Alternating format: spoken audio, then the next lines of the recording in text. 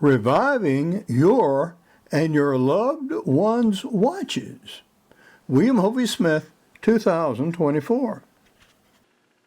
This is Hovey Smith, the Backyard Sportsman. And today we are entering into a new endeavor. That is refurbishing quartz movement wrist watches. The first question is why? These are inexpensive watches owned by millions of people and used every day by people in the work environment. You can go down to your local Walmart and pick them up very inexpensively. And why bother? Well, for many years, my wife and I did not bother. If we had a watch that needed a new strap, we might put a new strap on it. But when the battery gave out, we were busy and other things. It was almost as convenient to go down to the store and buy a new Timex rather than to worry about finding someone to get the right battery and to put it in the store, and they didn't halfway know how to do it. And so usually we just replace the watch. Now we kept it. I mean, we're frugal people, and we did that. So I have collected this assortment of inexpensive watches. Many of these are Timexes. These are two small ones that belong to my wife. The larger faced ones belong to me, and I use them over years all over North America. Now, I work outdoors as a geologist, and I wear my watches. I do. And they get dirty. They do. And so, I seldom, if ever, clean them in the field. Well, almost never, unless they actually got immersed in mud or something like that. Then I put my wrist under the faucet and wash them off. And that was about the limit of the watch cleaning. And when they expired, I would just go and get another one. Well, now I'm looking at this assortment and what to do with them. It would be real neat, I think, to restore these two watches to running condition that belong to my late wife and give them to her daughter and granddaughter, respectively. These other ones I will restore and likewise give them away as Christmas presents to relatives. Okay. You can buy batteries at the local store, right here. I managed to get 2 different sizes. And you can buy new straps at your local Walmart. Yeah. And with an inexpensive set of tools, you can do more with these quartz watches. The fact is, the movement, unlike the 17 joule and 14 joule and 12 joule Swiss movements, are made basically by very few companies, mostly in Japan. And you can buy today a new quartz movement. If you have a watch that's particularly unique that you wish to restore completely. And we have a watch that's in much worse shape than the others. I wore this in the deserts of Arizona. The case is actually corroded, but it has a very interesting coin dial. And in a later episode, I will actually show you a new watch of the same sort from the same period that has never been on anyone's wrist. And we'll see if we can actually make my old watch run again. But that's another story. For now, we're going to replace straps and we're going to replace batteries. If a person is going to really get into watches, you need a basic set of tools And so I ordered one. Now this is a small set from Invicta, which is a Swiss company, and they do reasonable quality tools. Now you can get them cheaper, but they are less well made. We can assume these Swiss products are quality products. And they have and make and sell quartz watches. And what do you get in your toolkit?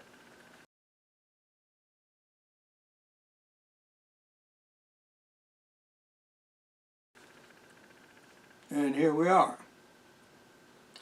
And so you have some forceps with very fine points for picking up tiny, tiny screws, a little mallet, a tool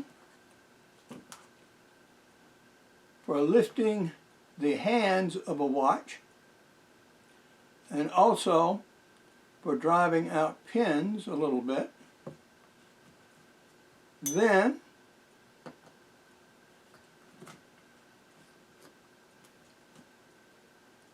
they have metallic bands on many of their watches, and this enables you to take out links in these metallic watch bands. A variety of tiny, tiny screwdrivers to fit the tiny, tiny screws in watches.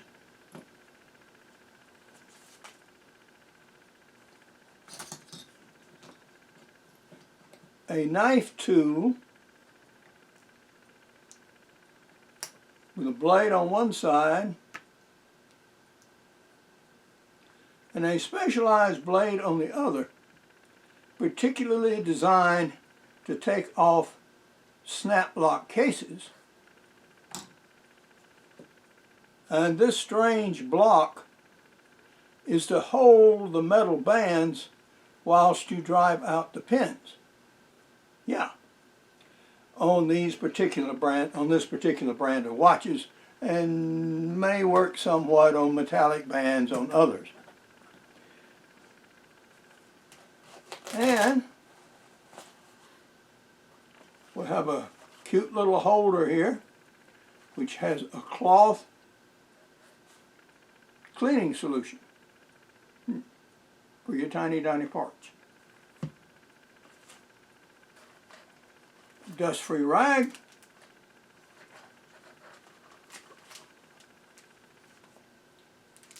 and a little brush. Whisk, whisk, whisk. Look. So, this is your basic kit, and it's available for somewhere between about $50 and $80, depending on where you buy it. And so, like I say, you can buy lesser value kits, and they are. Some of them on the back removing tool are so thick you can't actually use them. So I'll pay a little more money and I'll get some quality stuff.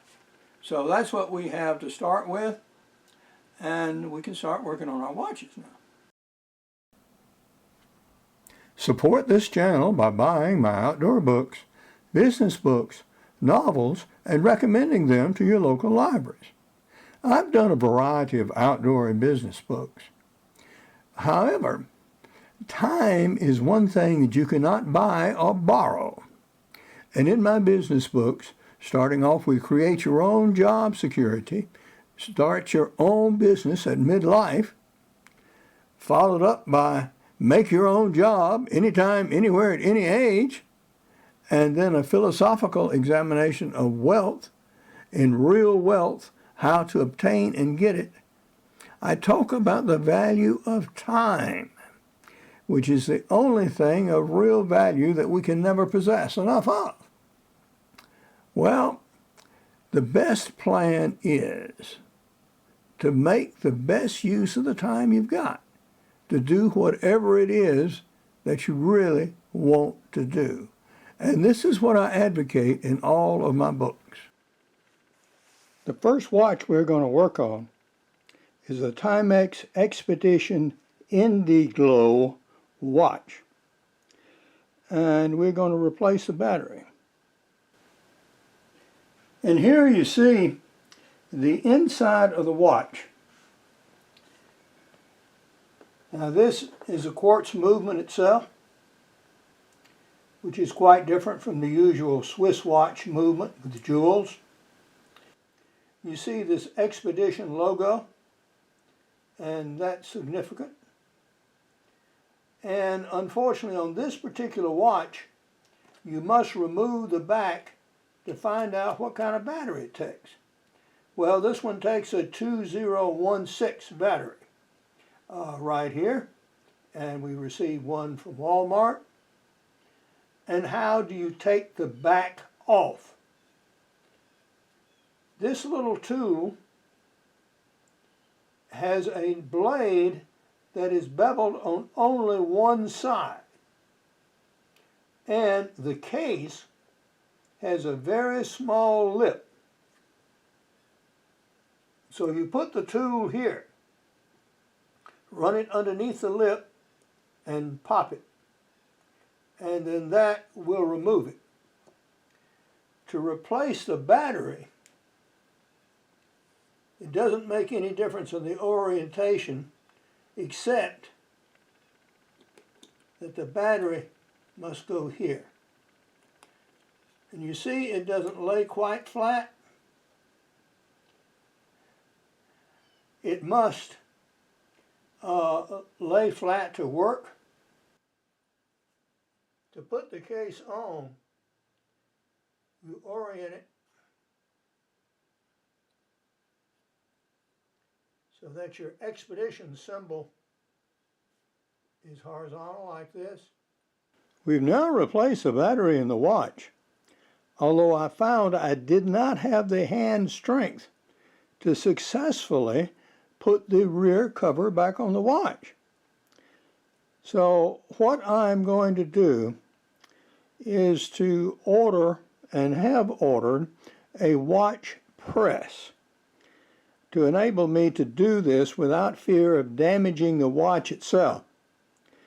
There are YouTubes that will show you how to do it with pliers and stomping on it with your feet and other stuff.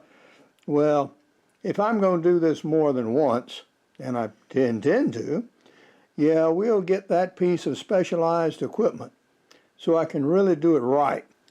So completion of this particular watch will have to be postponed for a while until we get that particular part, and then of course we'll do a little video about it. But let's proceed with another watch. This was my late wife Tressa's watch, one of two that I have from her, and she died about a decade ago of pancreatic cancer. And we have a spare battery for it, and we'll see if we can open it in the same way.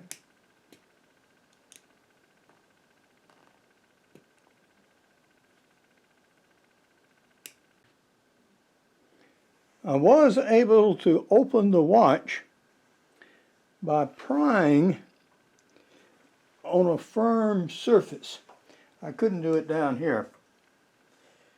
And I used the tool and I put it right in here and caught the lip of the back and was able to move it. Now the back is uniform so far as I can see, even under a 10-power lens. So it should be, like the other, a press fit. I'll see if I can put it on by hand. If I cannot, we will wait and again until we get the proper tool and put it in. In the meantime, we can test by just pushing the battery down and seeing if we get movement on the second hand, and in fact we do. Snap. Okay, I was able to seat it with finger pressure. So all right, that one's back on there.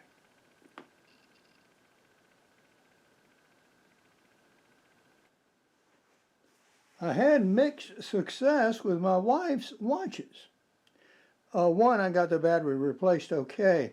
The newer one, apparently, just judging from the a little patina on the face of the watch and its general condition.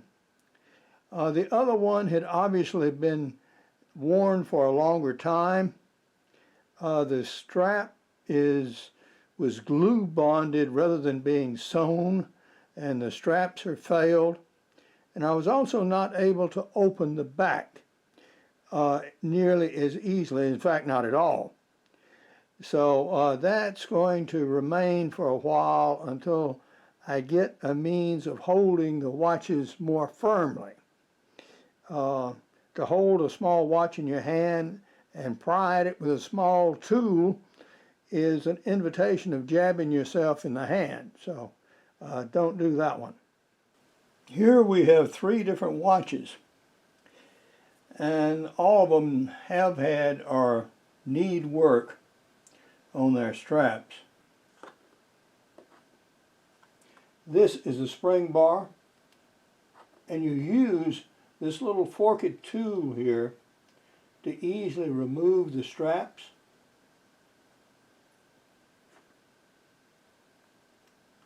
And the way you do it is just hook them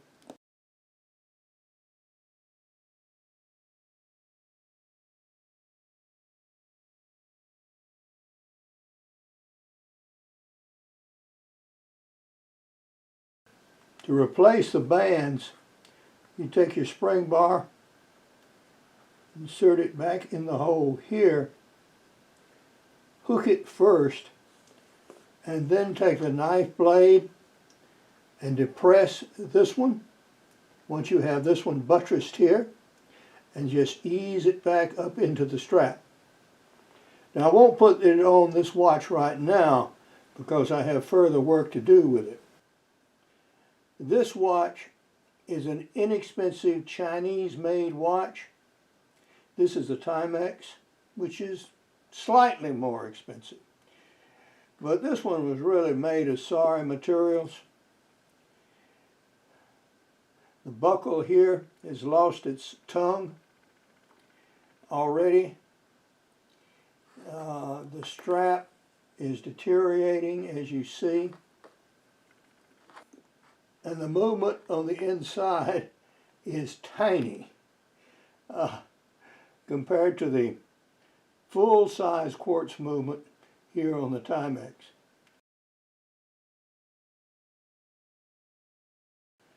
So yeah, this was made cheaply, and we'll completely disassemble this watch in a later episode and put it in the cleaning machine when it arrives. As also, note the very tiny battery here compared to the batteries in this watch, which is almost the size of a nickel. So this could not expect to last nearly as long. This watch is an imitation of a U.S. issue watch during World War II, but it has a modern quartz movement. It's from Sportsman's Guide, and it has a nylon strap. Now, I've taken this nylon strap and given it a vigorous scrubbing with a toothbrush and bar soap and cleaned it up considerably. It was getting quite grody. I also used some jeweler solution and cleaned up the watch itself after I had taken the spring bars off so I could get to all the parts. On our first attempt at revitalizing and producing a video concerning wristwatches, we have actually finished 3. These include my wife Tressa's watch, one of them. my Sportsman's Guide watch, which got a good cleaning and also a battery, as well as the Timex Expedition watch on the right, which you'll hear more about later. So we have 3 finished, parts to get for some, equipment to get for others, and we will show you as we progress along. Now, sorry about the head being in some of the shots and all of that.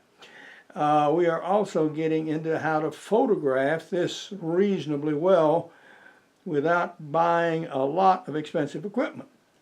Now, if you really want to see this done well, I recommend a channel, Wrist Watch Revival. And this is done by a fellow by the name of Marshall. He's been doing wristwatch restoration for years. He also works on pocket watches, some of them back to the 1700s, and usually gives a very complete video, about half an hour long at the time. And he will show you a watch repair equipment like you would not believe. But I can't do that yet, and probably never will. But we did show you how to do a few simple things with your quartz watches to get them going again. For now, this is Hovey Smith, reminding you to hunt what you eat and eat what you hunt. Be legal, be ethical, be safe. Goodbye, God bless, and see you next time.